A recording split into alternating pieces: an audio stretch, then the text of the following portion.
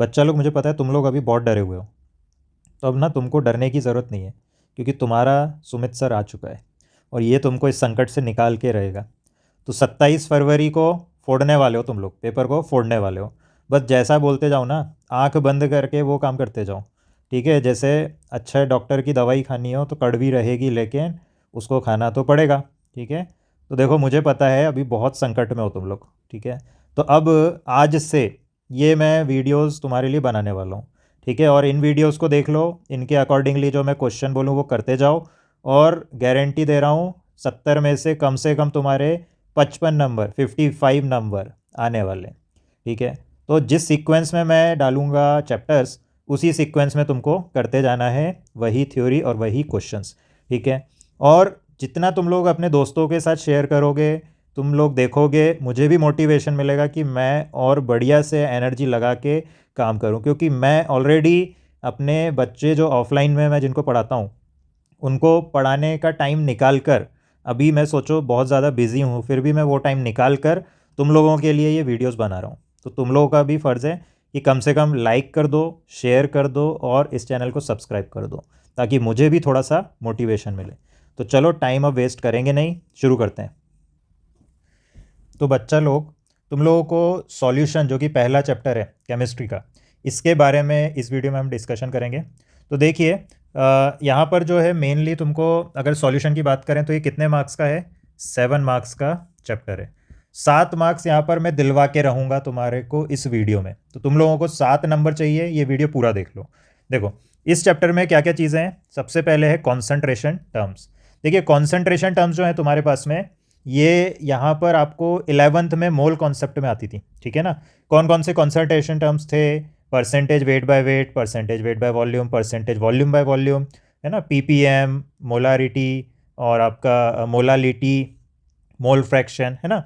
तो ये सारी चीज़ें हैं, बेसिक सी चीज़ें हैं। ये आई होप तुम लोगों को पता है, और नहीं भी पता है तो बहुत आसान है। जैसे परसेंटेज वेट बाय वेट की बात करें, तो जैसे 30% W/W सॉल्यूशन है, तो इसका मतलब क्या हो गया? 30 ग्राम सॉल्यूट है 100 ग्राम सॉल्यूशन में, तो 70 ग्राम सॉल्वेंट हो गया, है ना।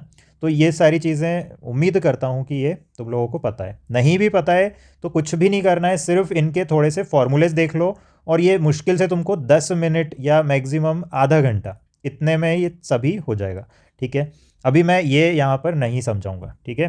ये मैंने एक ओवरव्यू बता दिया तुमको, क्योंकि मुझे पता है ये मैक्सिमम बच्चों को पता है। नहीं भी पता है तो इसको आप फटाफट से देखो, फॉर्मूलेज देखो, और ये याद हो जाएंगे, ठीक है। तो ये तो हो गई कॉन्सेंट्रेशन टर्म्स की बात। दूसरा, जब हम बात करते हैं यहाँ पर, तो ये गैस की सॉल्युबिलिटी लिक्विड में, इससे रिलेटेड आता है हेनरीज लॉ, ठीक है। तो हेनरीज लॉ का बस आपको ये वाला फॉर्मूला देख लेना है, P=KH×X। एक्स यहाँ पर क्या है? मोल फ्रैक्शन, ठीक है। हेनरीज लॉ क्या होता है? हेनरीज लॉ ये होता है कि गैस की सॉल्युबिलिटी लिक्विड में उसके पार्शियल प्रेशर जो भी होगा ऊपर लिक्विड के, उसके प्रोपोर्शनल है, ठीक है। हेनरीज कांस्टेंट KH होता है यहाँ पे। ये अलग अलग गैसेस और सॉल्वेंट के लिए अलग अलग रहता है, ठीक है। ये आपको याद रखना है, ठीक है। और इसके लिए क्या याद रखना है कि P जो है प्रेशर है, तो यूनिट ऑफ KH भी प्रेशर वाली होगी ना। तो बहुत ज़्यादा यहाँ पर कुछ पूछा जाता है तो यही होता है कि स्टेट हेनरीज लॉ। तो हेनरीज लॉ की डेफिनेशन आप लिख दोगे, है ना। NCERT वाली जो डेफिनेशन है, जो कि बोल्ड लेटर्स में दे रखी है, कि the solubility of a gas in a liquid is directly proportional to the partial pressure of the gas present about the surface of liquid और सॉल्यूशन। इतना सा याद रख लो। सिंपल सा क्या बोल रहा है कि जो भी गैस है उसकी सॉल्युबिलिटी उसके पार्शियल प्रेशर के प्रोपोर्शनल होगी। जैसे कि एग्जाम्पल कुछ याद रख लेना। एग्जाम्पल में क्या याद रख लोगे तुम? एग्जाम्पल में तुम कोल्ड ड्रिंक का अच्छे से एग्जाम्पल याद रख लो। कोल्ड ड्रिंक में जैसे कार्बोनेटेड वाटर, कार्बन डाइऑक्साइड है, तो वो वहाँ पर उसके प्रेशर के ऊपर सॉल्युबिलिटी रहती है। दूसरा, एक और चीज़ देख लेना कि टेम्परेचर से भी रिलेटेड होता है सॉल्युबिलिटी का, कि जितना लेस टेम्परेचर होगा, ठीक है, या फिर टेम्परेचर जितना कम होगा, उतनी ही ज़्यादा सॉल्युबिलिटी गैस की वहाँ पर होती है। इसीलिए तुमको कोल्ड ड्रिंक जो है ठंडी ज़्यादा अच्छी लगती है, क्योंकि वहाँ पर कार्बन डाइऑक्साइड जो है वो ज़्यादा डिसॉल्व रहती है, ठीक है। तो एक तो ये हो गया, है ना। इसको समझाने के लिए एक आध दो लाइन और बढ़ा देना, एग्जामिनर बढ़िया से खुश हो जाएगा, ठीक है। ओके, तो एक तो ये हो गया एप्लीकेशन में कोल्ड ड्रिंक वाला, ठीक है। फिर आप एक आध एग्जाम्पल और दे सकते हो, जैसे कि स्कूबा डाइवर्स वाला एग्जाम्पल जो कि NCERT में दे रखा है, ठीक है। इसमें आप बता सकते हो कि स्कूबा डाइवर्स जो होते हैं, वहाँ पर एक मेडिकल कंडीशन होती है, बैंड्स, BENDS, उसको अवॉइड करने के लिए अपने जो गैस सिलेंडर होते हैं उसकी कॉन्सेंट्रेशन को क्या रखते हैं? तो वो उसकी भी चलो एक ट्रिक बताता हूँ। देखो गैस सिलेंडर में नाइट्रोजन गैस है ना, तो N2 का मॉलिकुलर वेट कितना हो गया 28, तो इसका डबल क्या हो गया 56%। तो 56% नाइट्रोजन है, और ऑक्सीजन का मॉलिकुलर वेट कितना होता है 32, तो ये 32% याद रख लो। ठीक है, वैसे पॉइंट में दे रखा है एनसीईआरटी में, लेकिन ये तुमको मैं एक वैल्यूज़ याद रखवाने के लिए 56 लिखोगे तो भी मार्क्स देगा। तो नाइट्रोजन का कॉन्सेंट्रेशन 56, इसका 32, और बाकी जो बचा दोनों को ऐड करने पे 12% लगभग बचा, 12%, तो वो किसका है, वो है हीलियम का। ठीक है, तो हीलियम का 12% हो गया ना। तो ये कुछ ऐसे पॉइंट्स लिख दोगे, बढ़िया से एग्जामिनर खुश हो जाएगा। देखो बेसिकली तुमको क्या करना है ना, तुम ऐसे सोच के देखो कि तुम्हारी जो कॉपीज चेक होंगी, तुम्हारी जो कॉपीज चेक करेगा एग्जामिनर, वो गर्मी के मौसम में करेगा, जहाँ पर उसको मान लो कि 100 कॉपियाँ एक दिन में चेक करनी है, तो तुमको ना उसको टेंशन देना नहीं है कि बहुत सारा लिख के आ गए वहाँ पे, है ना। वो बेचारा आदमी वैसे ही घर से परेशान होकर निकला है ना। उसको हो सकता है उसकी वाइफ ने नाश्ता भी ना दिया, हो सकता है स्कूल वालों ने जहाँ पर वो कॉपी चेक करने गया वहाँ पर भी उसको नाश्ता नहीं दिया हो सकता है वो एसी भी नहीं लगा उसके कमरे में, ठीक है, तब भी बेचारा टेंशन में चेक कर रहा है। तो तुमको उससे अपनी कॉपी चेक करवाना है, ठीक है। तुमको उसको जितना ठंडा आराम से, मतलब उसको जो जो पॉइंट चाहिए वो देख लेना है। जैसे ये हो गया कॉन्सेंट्रेशन, ये तुमको दिखा देना है वहाँ पे, ठीक है। इतने में वो खुश हो जाएगा कि चलो यार ये बच्चे को पता है, ठीक है ना। तो ऐसे करके याद रखना है तुमको, ठीक है। तो एक तो ये हो गया। फिर एक हाई एल्टीट्यूड पे भी आप बोल दोगे कि हाई एल्टीट्यूड पे क्या होता है, जैसे पहाड़ों वगैरह पे प्रेशर कम होता है, तो लो कॉन्सेंट्रेशन ऑक्सीजन का हो जाता है ऊपर, तो ऊपर लो कॉन्सेंट्रेशन होता है, तो ब्लड में भी जो डिजॉल्व हो रहा है ऑक्सीजन वो कम होता है। कम होने के कारण वहाँ पर क्या होता है कि एक मेडिकल कंडीशन जो फेस करते हैं कुछ लोग, वो होते हैं एनोक्सिया, खासकर से जो सीनियर सिटीजन होते हैं, है ना। वहाँ पर उनको ज़्यादा, मतलब थोड़ा भी ऑक्सीजन कम होगा तो उनको मेडिकल कंडीशन ज़्यादा अफेक्ट करेगी, है ना। तो ये कुछ 2-3 एग्जांपल लिख देना, इतने में खुश हो जाएगा तुम्हारा टीचर जो भी कॉपी चेक करेगा, और मुझको याद कर लेना उस टाइम पे, ठीक है। तो ये हो गया तुम्हारा काम। तो देखो अभी तक कॉन्सेंट्रेशन टर्म और हेनरीज लॉ, ये दो तुम्हारे प्रॉब्लम मैंने ख़त्म करवा दिए, ठीक है। तो बच्चों लोग इसके बाद में जो है तुमको वेंट ऑफ फैक्टर पे ध्यान रखना है। देखो वेंट ऑफ फैक्टर जो होता है आई, देखो बुक वगैरह में क्या है ना, लास्ट में देते हैं वेंट ऑफ फैक्टर, तो ये बेवकूफ़ी है लास्ट में पढ़ना, है ना, क्योंकि कॉलिगेटिव प्रॉपर्टीज़ में वेंट ऑफ फैक्टर का रिक्वायरमेंट पड़ता है। तो तुमको कुछ नहीं करना है, पहले वेंट ऑफ फैक्टर पढ़ लेना है। तो देखो यहाँ पर दो चीज़ें होती हैं, या तो होता है डिसोसिएशन, या तो क्या होता है डिसोसिएशन, मतलब कोई टूटता है इलेक्ट्रोलाइट, और या फिर होता है एसोसिएशन, मतलब कोई जुड़ता है। जैसे acetic acid CH3COOH, benzoic acid, ये अगर सॉल्वेंट बेंजीन हो तो वहाँ पर डाइमराइज हो जाते हैं, ठीक है। और जैसे NaCl हो गया इलेक्ट्रोलाइट, ये क्या होते हैं टूटते हैं। तो वेंट ऑफ फैक्टर क्या होता है कि इलेक्ट्रोलाइट के लिए यहाँ पर इसकी रिक्वायरमेंट होती है। नॉन इलेक्ट्रोलाइट जैसे ग्लूकोज, सुक्रोज, या फिर आपका यूरिया, है ना, इन सब के लिए वेंट ऑफ फैक्टर क्या होता है 1 होता है, नॉन इलेक्ट्रोलाइट्स के लिए। लेकिन कोई इलेक्ट्रोलाइट है जैसे NaCl, एक NaCl डाला और वो 2 में टूट गए, है ना, तो वहाँ पर डिसोसिएशन पढ़ते हो। और एसोसिएशन में यूनिट्स जुड़ जाते हैं, जैसे एसिटिक एसिड बेंजीन में अभी मैंने बताया डायमराइज हो जाता है। तो ये चीज़ें तुमको एसोसिएशन में रखना है ना। ये सब हम क्यों पढ़ते हैं, वैसे थोड़ा बहुत आइडिया होगा क्योंकि साल भर कुछ ना कुछ तो कान में गए ही है ना तुम लोगों के, तो हल्का फुल्का आइडिया तो है ही। तो फिर भी मैं बता रहा हूँ क्या होता है ना, जो कॉलिगेटिव प्रॉपर्टीज़ होती हैं, कॉलिगेटिव प्रॉपर्टीज़ ऐसे प्रॉपर्टी होते हैं सॉल्यूशन के जो नंबर ऑफ पार्टिकल्स पे डिपेंड करते हैं, ठीक है। मतलब अगर मैंने 10 पार्टिकल डाले तो आंसर 10 के अकॉर्डिंगली आएगा, है ना। लेकिन यहाँ पर अगर तुम देखते हो क्या बोलते हैं, सपोज तुमने 10 डाले और वो 20 हो गए, तो नंबर ऑफ पार्टिकल्स तुम्हारे चेंज हो गए, ठीक है। तो यहाँ पर आंसर अलग आएगा। तो उसको ही बैलेंस करने के लिए क्या चाहिए आपको, वेंट ऑफ फैक्टर चाहिए, ठीक है। तो वेंट ऑफ फैक्टर जो है यहाँ पर, इसका फॉर्मूला देख लेते हैं।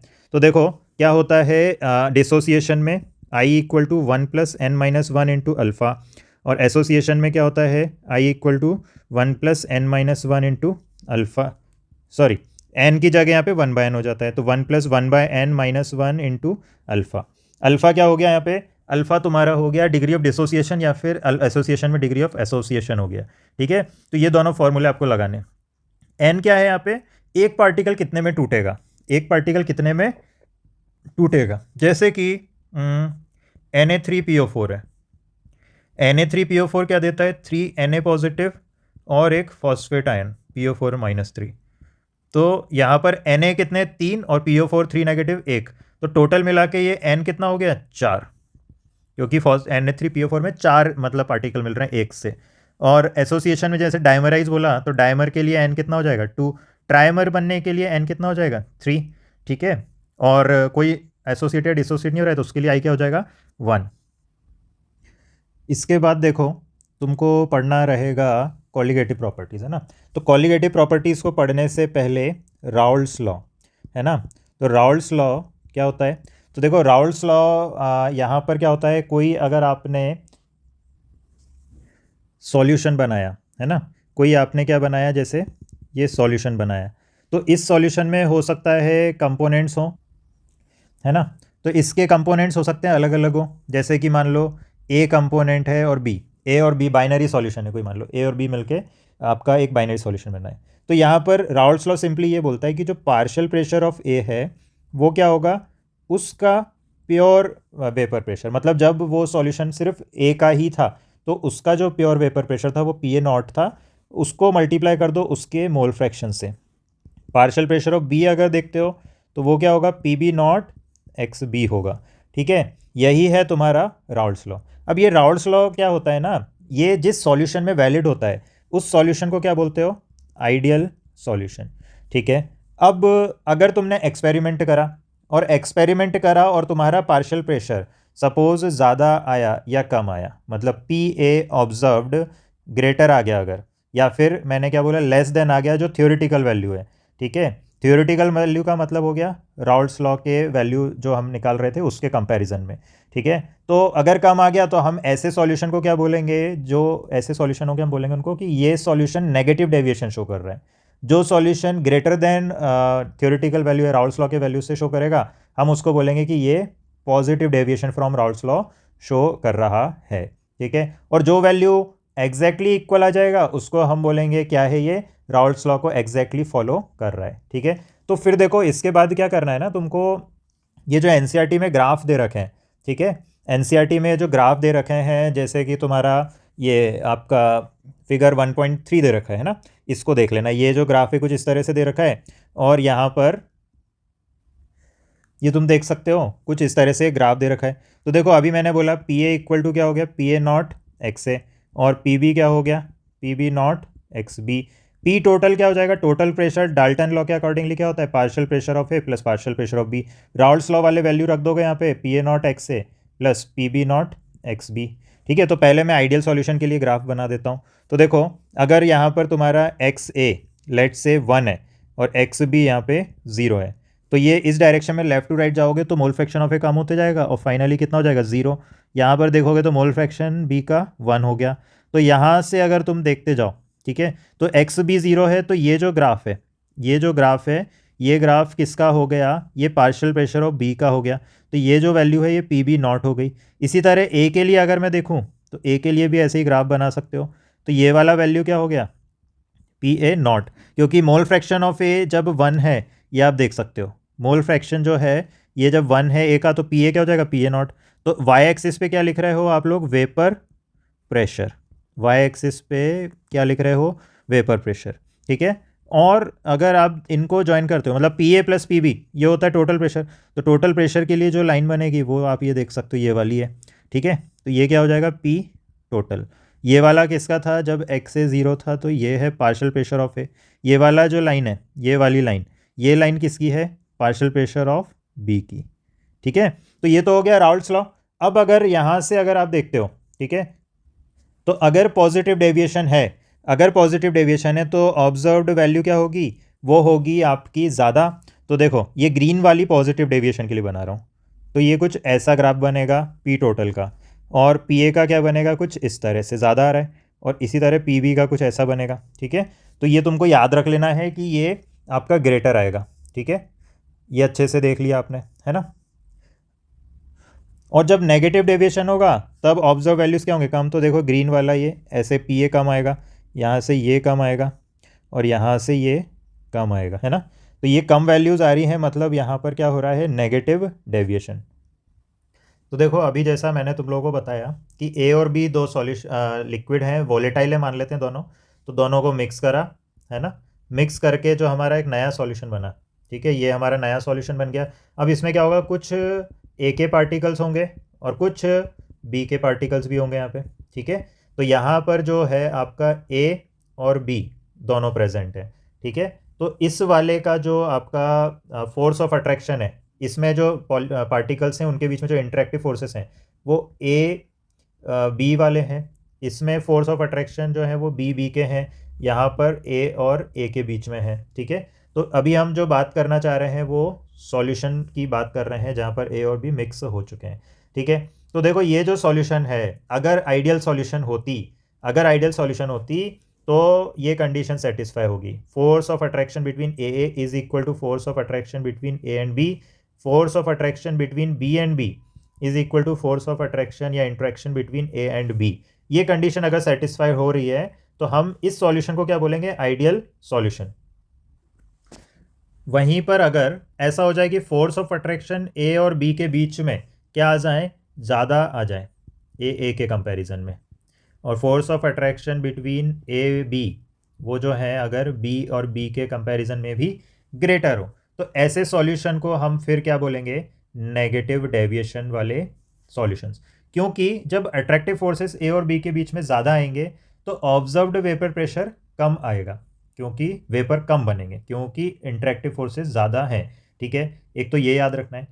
अगर ऐसा हो जाए कि लेस हो जाए, ए और बी के बीच में अट्रैक्टिव फोर्सेस कम है, तो जब अट्रैक्टिव फोर्सेस कम होंगे तो वेपर ज़्यादा बनेंगे, तो वेपर प्रेशर ज़्यादा आएगा, तो फिर ऐसे सॉल्यूशन को हम क्या बोलेंगे, positive deviation from Rawls law वाले सॉल्यूशन। तो ये कंडीशंस याद रखने हैं। ठीक है, इसके अलावा अगर हम कुछ पॉइंट्स देखें जो आपको याद रखना चाहिए कि एंथैल्पी ऑफ मिक्सिंग आइडियल में ज़ीरो होगी। चेंज इन वॉल्यूम या डेल्टा वी ऑफ मिक्सिंग क्या होगा, ज़ीरो होगा। ठीक है, पॉजिटिव डेविएशन में डेल्टा एच मिक्सिंग क्या होगा, ग्रेटर देन ज़ीरो होगा। डेल्टा वी मिक्सिंग क्या होगा, ग्रेटर देन ज़ीरो होगा। नेगेटिव डेविएशन में ये लेस देन ज़ीरो होगा। Delta we mixing less than zero होगा। ठीक है, ये तुमको याद रख लेना है। ओके, इतना याद रखोगे इससे नंबर मिलेगा, बट इतना किसी को याद है और भी कुछ जोड़ना है तो देखो ये सॉल्यूशन सारे क्या होते हैं, स्पॉन्टेनियसली मिक्स हो जाते हैं। तो स्पॉन्टेनिटी के लिए डेल्टा जी क्या होगा, less than zero. Delta G क्या होगा, less than zero. Delta G क्या होगा, लेस देन जीरो। एंट्रोपी के टर्म्स में total entropy change greater than zero. Delta S greater than zero. Delta S greater than zero. तो ये जो delta G और डेल्टा एस वाले पॉइंट भूल भी जाओ कोई दिक्कत नहीं है, जिसका मन हो लिख देना, बट ऊपर के दोनों पॉइंट्स तो अगर डिफरेंस पूछ रहा है तो बोर्ड में मस्ट है लिखना। ठीक है, इसके अलावा अगर हम देखें तो कुछ एग्जाम्पल लिख देना। ठीक है, तो देखो एग्जाम्पल की अगर हम बात करें तो आइडियल सॉल्यूशन के एग्जाम्पल क्या होते हैं, मतलब जो रॉल्स लॉ को फॉलो करते हैं, n hexane plus n heptane, एक तो ये एग्जाम्पल, और एक इथाइल क्लोराइड और इथाइल ब्रोमाइड, ये एग्जाम्पल याद रख लो। पॉजिटिव डेविएशन के एग्जाम्पल जो कि एनसीईआरटी में गिवन है, इन्हीं पे हम फोकस करेंगे, यही आपको याद रख लेना है, इससे ही क्वेश्चन आते हैं। तो इथेनॉल प्लस एसीटोन और कार्बन डाइसल्फाइड एंड एसीटोन, ये पॉजिटिव डेविएशन के एग्जाम्पल हैं। नेगेटिव डेविएशन के एग्जाम्पल देखते हो तो फिनॉल और एनिलीन, क्लोरोफॉर्म और एसीटोन, ये नेगेटिव डेविएशन के एग्जाम्पल होते हैं। ठीक है, कभी ये याद ना आए तो डेली लाइफ में अगर आप देखते हो तो एक तो वाटर और इथेनॉल, ठीक है, इथेनॉल और वाटर, और यहाँ पे मीथेनॉल एंड वाटर, ये आपके एग्जाम्पल याद रख सकते हो। और नेगेटिव डेविएशन में अगर हम एक और एग्जाम्पल कुछ और देखें तो वाटर और HNO3, ये याद रख सकते हो। वाटर और CH3COOH, मतलब वाटर के साथ एसिड डाल दिया, नाइट्रिक एसिड डाल दिया HNO3, या फिर वाटर के साथ एसिटिक एसिड डाल दिया, ये भी नेगेटिव डेविएशन के एग्जाम्पल होते हैं। अब इनमें भी अगर आप देखते हो तो आपको एक और डेफिनेशन मिलती है थोड़ा सा आगे चल के, एजियोट्रॉप्स। तो देखिए एजियोट्रॉपिक मिक्सचर क्या होते हैं, एजियोट्रॉपिक मिक्सचर वो मिक्सचर होते हैं जहां पर वेपर फेज में भी सेम कंपोजिशन होती है ना। जब डिस्टिलेशन आप करते हो किसी दो लिक्विड को सेपरेट करने के लिए, तो आप क्या करते हो, बेसिकली वेपर बना देते हो। जैसे मान लो ए और बी दो लिक्विड हैं, उनको लिक्विड फेज में आपने देखा 70% ए है और 30% बी है, इसको आपने हीट करा, वेपर बने। वेपर फेज में ए का मान लो 90% कंपोजिशन है, बी का 10% है, तो वेपर को आप क्या करोगे, कंडेंस करोगे, तो अब जो लिक्विड मिला उसमें ए 90% है और बी 10% है। इसी तरह फिर से करोगे, ऐसे करके आप प्योरिटी बढ़ाते जाते हो। लेकिन अगर कोई मिक्सचर में सेम कंपोजिशन मिले वेपर फेज में लिक्विड जैसा, तो क्या आप उसको सिंपल डिस्टिलेशन से सेपरेट कर पाओगे, नहीं कर पाओगे। तो ऐसे मिक्सचर जिनका कंपोजिशन लिक्विड फेज में और वेपर फेज में सेम रहता है, उनको आप बोलते हो एजियोट्रॉपिक मिक्सचर। ओके, तो इसका डेफिनेशन आप लिख दोगे, azeotropic mixtures are constant boiling mixture. Okay, means they will have same composition in liquid as well as in vapor phase.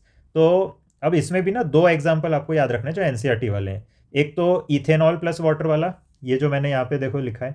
Ethanol water का भी, अब ऐसा नहीं है कि कोई भी लिक्विड को मिलाया किसी भी परसेंटेज में वो एजियोट्रॉपिक मिक्सचर होगा, नहीं, पर्टिकुलर कंपोजिशन पे होता है. तो इथेनॉल और वाटर को जब आप मिलाते हो तो यहाँ पर जब ऑलमोस्ट 95% इथेनॉल हो, ठीक है, बाय वॉल्यूम, ओके, मतलब 100 ml मिक्सचर बनाया तो 95 ml इथेनॉल और 5 ml पानी, ये जो कंपोजिशन होगा ये एक एजियोट्रॉपिक मिक्सचर बनाएगा. ये एग्जांपल दे सकते हो, ठीक है. और नेगेटिव डेविएशन वाले एग्जांपल में अगर आप देखते हो तो वाटर एंड HNO3, ये भी आपको एनसीईआरटी में गिवन है.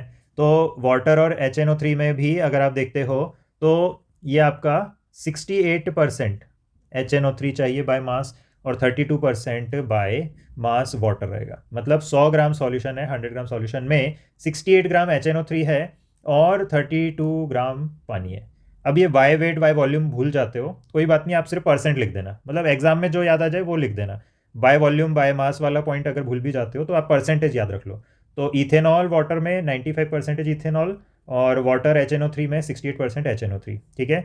अब देखो जो सॉल्यूशन नेगेटिव डेविएशन वाले हैं और एजियोट्रॉपिक मिक्सचर बनाते हैं, ठीक है. अब देखो ये तो आपको हमेशा याद रखना है कि जो नेगेटिव डेविएशन वाले हैं मतलब अट्रैक्टिव फोर्सेस ज़्यादा हैं तो इनका जो बॉइलिंग पॉइंट होगा वो ज़्यादा आएगा थ्योरेटिकल वैल्यू से.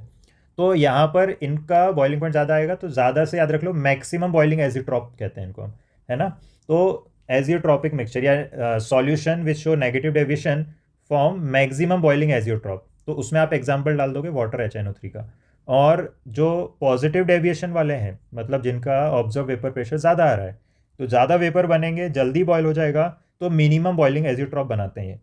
तो आप बोल सकते हो solutions which show positive deviation from Rawls law form minimum boiling azeotrope.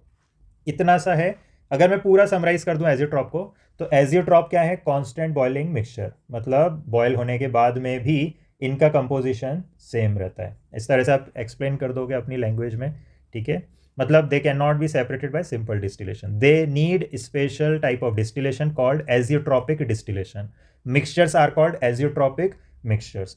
जो ग्राफ बनता है इनका आपको एनसीईआरटी में नहीं गिवन है, आप उसको नहीं बनाना. लेकिन इतना सा याद रख लो, नेगेटिव डेविएशन वाला जो होगा जैसे वाटर HNO3, ये मैक्सिमम बॉइलिंग एजियोट्रॉप बनाएगा और पॉजिटिव डेविएशन वाला मिनिमम बॉइलिंग एजियोट्रॉप बनाएगा. इतना सा आपको याद रख लेना है, ठीक है. अब देखो ये जो तुम्हारा राउल्ट्स लॉ है, अभी ये मान लो एक सॉल्यूशन है, ये जो डैश डैश वाला है ये आपका इतना वाला पोर्शन हो गया लिक्विड फेज और ये जो खाली है यहाँ पर वेपर फेज है, ठीक है. तो ये आपको याद रखना है कि लिक्विड फेज के पार्शियल प्रेशर की बात करें, मतलब partial pressure of A, P A क्या हो जाएगा, PA0 XA क्या हो गया लिक्विड फेज में mole fraction of A, XB क्या हो गया लिक्विड फेज में मोल फ्रैक्शन ऑफ बी. तो PA0 XA और यहाँ पर क्या हो गया PB0 XB, ठीक है. ये आपको याद रख लेना है, ठीक है. अब अगर यहाँ पर मैं आपसे पूछूं कि वेपर फेज में कंपोजिशन क्या है, तो वेपर फेज में अगर मैं कहूँ YA मोल फ्रैक्शन ए का है और B का मोल फ्रैक्शन YB है, तो देखो क्या होता है ना, पार्शियल प्रेशर ऑफ ए जो है वो PA0 XA है ना. तो total pressure into mole fraction, okay, total pressure मतलब ऊपर अगर मैं यहाँ पर बात कर रहा हूँ अभी वेपर फेज के लिए, तो P टोटल, ये जो हमने यहाँ लिखा है ये हो गया P टोटल, ठीक है. तो P टोटल क्या हो गया आपका, जो भी हमने ऊपर लिखा है multiplied by mole fraction YA, ये किसके बराबर आएगा, पार्शियल प्रेशर ऑफ ए के. पार्शियल प्रेशर ऑफ ए क्या है, PA0 XA.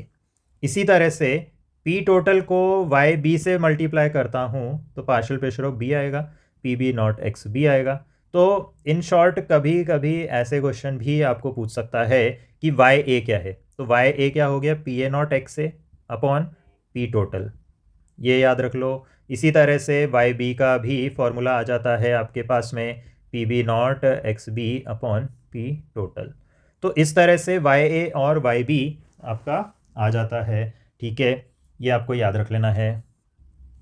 इसके बाद में जो सबसे मेन चीज़ है कॉलिगेटिव प्रॉपर्टीज़, है ना, कॉलिगेटिव प्रॉपर्टीज़. तो कॉलिगेटिव प्रॉपर्टीज़ 4 हैं आपके पास में, relative lowering of vapour pressure, elevation of boiling point, depression in freezing point और ऑस्मोटिक प्रेशर है, ठीक है.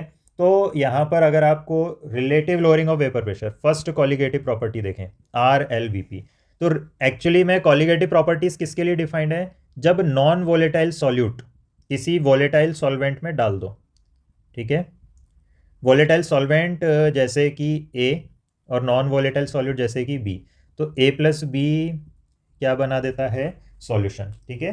तो ये जो सॉल्यूशन है आपका, इस सॉल्यूशन के प्रॉपर्टीज जो कि सिर्फ और सिर्फ किस पर डिपेंड करते हो, नंबर ऑफ सॉलिड पार्टिकल्स पे, ऐसे प्रॉपर्टीज को हम बोलते हैं कॉलिगेटिव प्रॉपर्टीज।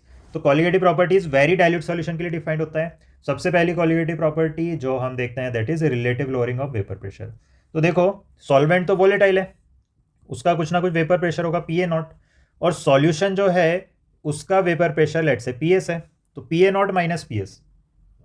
अगर मैं नॉन वोलेटाइल सॉल्यूट डालूंगा तो वेपर प्रेशर कहीं ना कहीं कम आएगा, तो ये हो जाएगी lowering in vapour pressure, PA0 minus PS।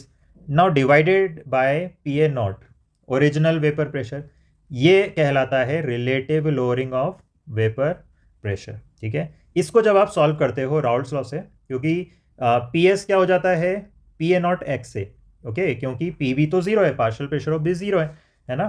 तो चलो डिराइव कर ही देता हूँ, PA0 माइनस PS क्या हो जाएगा PA0 x से, और PB पार्शियल प्रेशर ऑफ ये रहा राउल्ट्स लॉ के अकॉर्डिंगली, और B का तो कोई पार्शियल प्रेशर है नहीं क्योंकि B नॉन वोलेटाइल है, डिवाइडेड बाय PA0, ठीक है। तो ये आपको 1 माइनस एक्स से 1 माइनस एक्स से आता है XB, ठीक है। तो ये हमने यहाँ पे क्या निकाला, थ्योरेटिकल वैल्यू, ठीक है, मोल फ्रैक्शन ऑफ B का थ्योरेटिकल वैल्यू आ गया ये, ठीक है। तो RLVP क्या होता है XB, mole fraction of solute. तो देख सकते हो आप नंबर ऑफ सॉलिड पार्टिकल्स पे डिपेंड कर रहा है RLVP, इसीलिए RLVP या relative lowering of vapour pressure क्या है, एक कॉलिगेटिव प्रॉपर्टी, ठीक है। तो ये तो थ्योरेटिकल वैल्यू आया, बट अगर कोई इलेक्ट्रोलाइट हो तो relative lowering in vapour pressure क्या होगा, I टाइम्स थ्योरेटिकल वैल्यू। तो थ्योरेटिकल वैल्यू RLVP की क्या है XB, तो हम ऐसा लिख सकते हैं, ठीक है। ये आपको याद रखना है कि colligative property observed is equal to I times colligative property theoretical होता है, ठीक है। तो थ्योरेटिकल वैल्यू जो है वो XB के बराबर है, हमने ये देखा ये थ्योरेटिकल वैल्यू है, इसमें हमने I को मल्टीप्लाई कर दिया, ठीक है। तो देखो यहाँ पर जब आप क्वेश्चन सॉल्व करोगे, अगर क्वेश्चन में कुछ भी गिवन ना हो तो आप I1 लेके करोगे, अगर इलेक्ट्रोलाइट वगैरह है तो I कैलकुलेट कर लोगे, ठीक है। और कैलकुलेशन में जब NB upon Na plus NB, क्योंकि mole fraction of P XB given है, या फिर पता करोगे, तो कभी कभी हो सकता है आपको थोड़ा सा कैलकुलेशन में दिक्कत आए। तो होता क्या है, generally colligative properties are defined for very dilute solution, तो A का मोल काफ़ी ज़्यादा होता है, तो ये अप्रॉक्सीमेटली आप NB अपॉन Na लिख सकते हो। वहाँ पर आप मेंशन कर देना कि since the moles of B is very less, या फिर A के बहुत ज़्यादा हैं, तो हम डिनोमिनेटर को नियरली Na लिख रहे हैं। इससे आपका क्या होगा, थोड़ा सा कैलकुलेशन आसान हो जाएगा। NCERT ने भी अपने एग्जाम्पल में इस तरह से अप्रॉक्सीमेशन किया है, आप भी कर सकते हो, ठीक है ना। इसके बाद में सेकंड कॉलिगेटिव प्रॉपर्टी में आपका ये वेपर प्रेशर और यहाँ पे टेम्परेचर, ठीक है।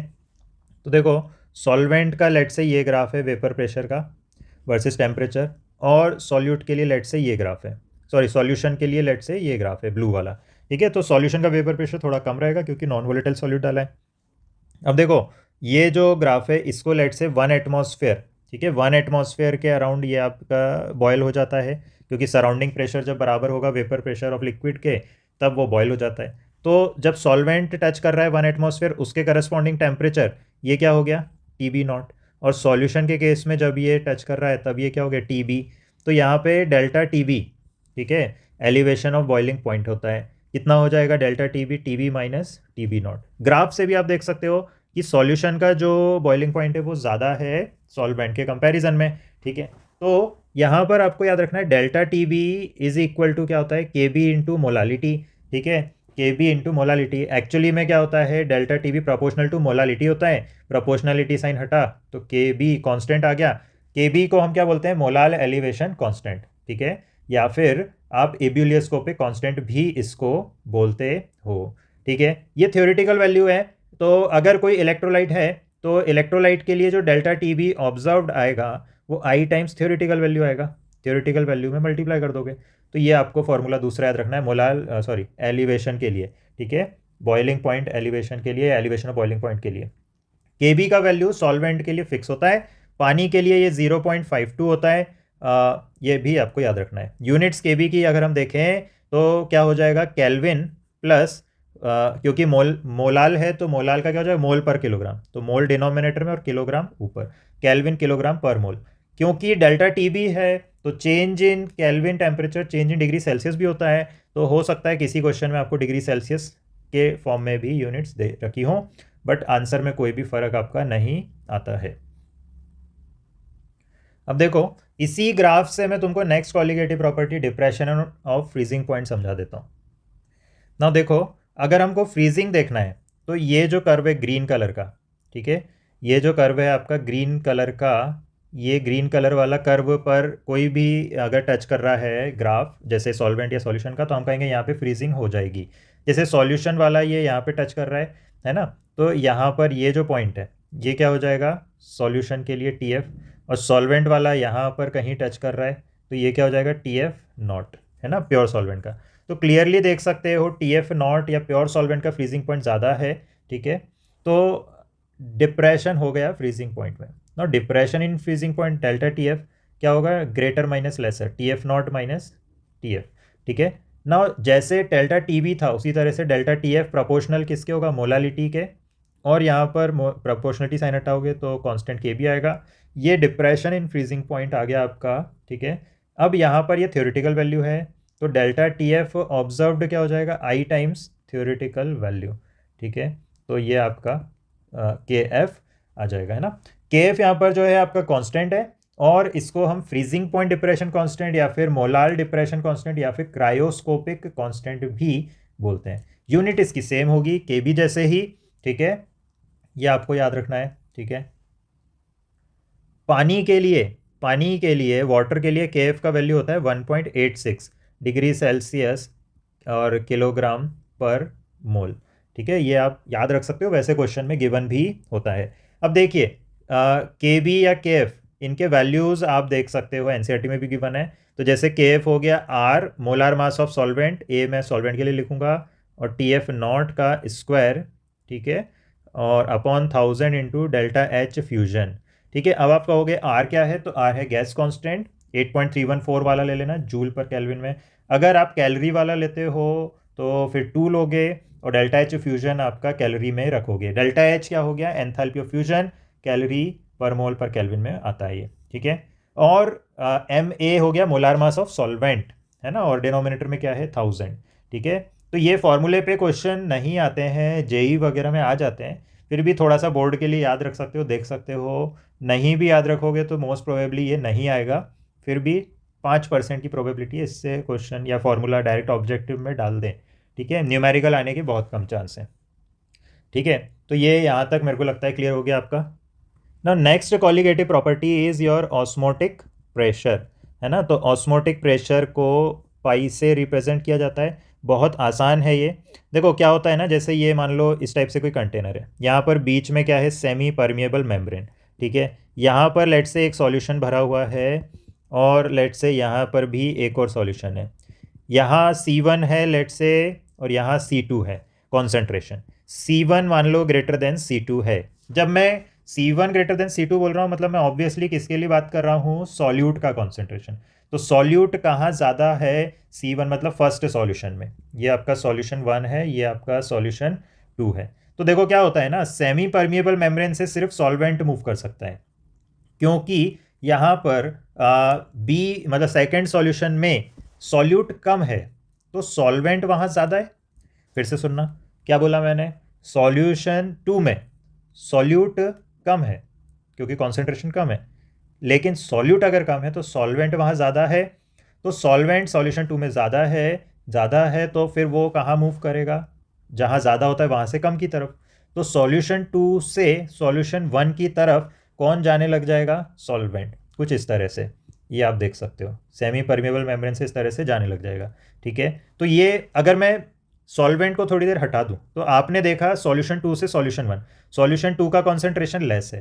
तो ऑस्मोसिस का अगर हम डेफिनेशन लिखें तो ऑस्मोसिस क्या होता है, मूवमेंट ऑफ सॉल्वेंट या फिर flow of solvent from lower concentration lower concentration solution 2 में है, तो from lower concentration to higher concentration, solution 1 में हायर कॉन्सेंट्रेशन है।